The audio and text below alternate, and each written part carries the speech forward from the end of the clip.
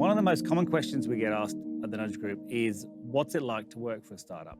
There's an enormous amount of candidates who are sitting there in Qantas or they're sitting there in Commonwealth Bank or any other corporate, and they think, you know what, there's this huge movement going on, and there is, and I want to be part of it. And they come to us and they go, right, I'm ready to work for a startup. Now, I think what most people don't understand, and this isn't just the candidates who haven't worked in them, it's often candidates who are working in the sector as well, is that all startups are totally different. And it's not as fun as perhaps you might think it is.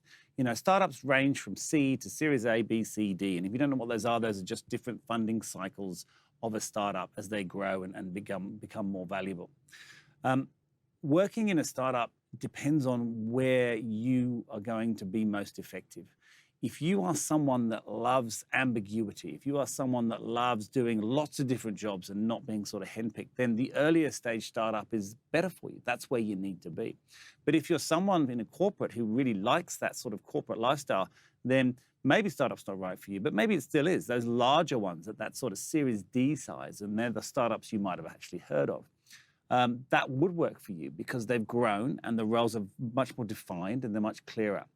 So I think one of the most important things for us when we're trying to hire for these guys is working out where a person's personality will fit and what kind of startup they will fit into.